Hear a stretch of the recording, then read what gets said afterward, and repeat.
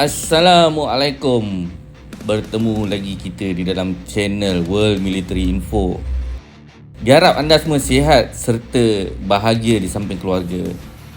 Berita yang agak menarik untuk admin kongsikan adalah berkenaan dengan kapal LCS yang dijangka siap seawal Julai 2024 serta 281 perolehan pertahanan bernilai RM8 bilion telah dirancang untuk tahun 2023. Boston Naval Shipyard (BNS) menyatakan sebelum ini pembinaan LCS yang pertama telah berada di tahap 50 sehingga 60%, manakala LCS kedua pula telah siap 48%, LCS ketiga 43%, kapal LCS keempat pula 36%, manakala LCS kelima adalah 20%. Kapal Littoral Combat Ship LCS milik Tentera Laut Diraja Malaysia TLDM yang pertama dijangka akan mula berlayar seawal Julai 2024, ujar Menteri Pertahanan Datuk Seri Mohamad Hassan. Walau bagaimanapun, beliau membayangkan bahawa TLDM mungkin hanya memperolehi 4 dan bukannya 6 buah kapal LCS. Kementerian Pertahanan MINDEF menurut beliau akan merealisasikan pembinaan projek kapal-kapal LCS TLDM demi mengukuhkan pertahanan perairan negara. Pertimbangan kami berdasarkan komersial semata-mata. Kita nak pastikan kapal ini siap. Tak dapat 6, dapat 4 pun sudah cukup, asalkan siap semasa saya berada di MINDEF ini. Saya akan meneruskan usaha-usaha yang dilaksanakan MINDEF, Angkatan Tentera Malaysia, pelbagai agensi lain serta Kementerian Kewangan, Kementerian Ekonomi dan Lembaga Tabung Angkatan Tentera di dalam merealisasikan penyiapan LCS ini, ujarnya.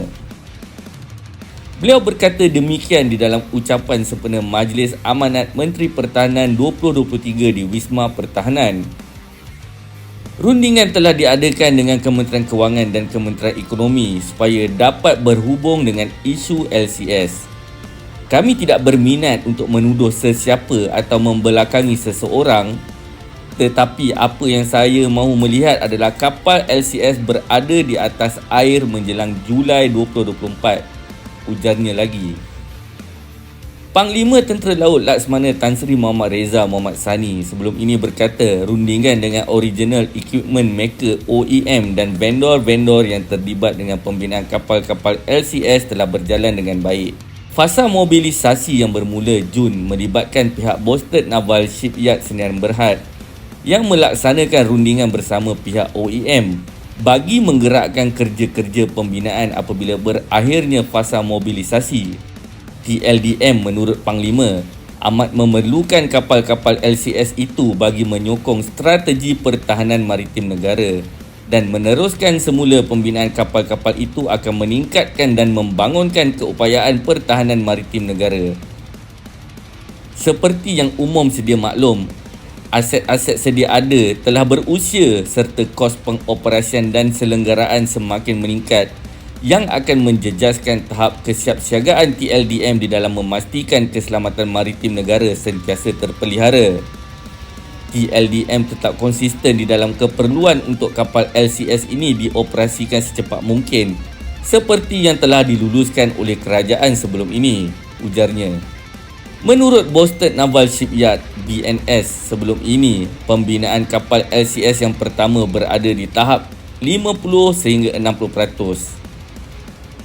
Pembinaan 6 buah kapal LCS bernilai RM9 bilion yang direka bentuk mengikut kapal frigat Gowin DCNS daripada Perancis itu bermula pada 3 Oktober 2013 dan sepatutnya tamat pada 2 Oktober 2023 dengan kesemua 6 buah kapal itu siap sepenuhnya dan diserahkan kepada TLDM.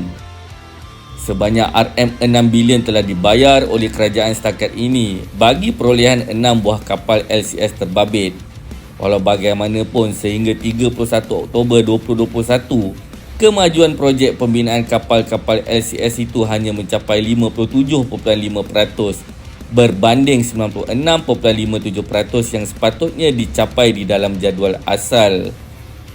Projek pembinaan 6 buah kapal LCS itu katanya telah mengalami kelewatan sebanyak 39.52% atau 43 bulan. Menurut portal berita bernama, Muhammad berkata pembinaan kapal itu akan diteruskan sebagai sebahagian daripada pengukuhan pertahanan negara dan juga tentera laut. Projek itu menjadi tumpuan tahun lalu selepas Jawatan Kuasa Kira-kira Wang Negara PAC mendedahkan bahawa tidak ada satu kapal pun telah disiapkan walaupun Putrajaya telah membelanjakan RM6.08 bilion untuknya. Manakala pada Mac tahun lalu, pentadbiran kerajaan sebelumnya, pimpinan Ismail Sabri Yaakob telah memutuskan untuk meneruskan projek itu sebelum PAC dikeluarkan pada Ogos. Suruhanjaya Pencegahan Rasuah Malaysia yang menyiasat projek itu walau bagaimanapun telah mengesyorkan supaya beberapa individu didakwa. Selain pada itu, Menteri Pertahanan Datuk Seri Utama Muhammad Hassan menyatakan sebanyak 281 perolehan pertahanan telah pun dirancang untuk tahun ini. Beliau menyatakan perkara tersebut semasa Majlis Amanat Menteri Pertahanan tahun 2023 di Wisma Pertahanan. Menurut beliau, perancangan perolehan merangkumi ketiga-tiga perkhidmatan Angkatan Tentera Malaysia ATM yang mempunyai unjuran nilai sebanyak RM8 bilion.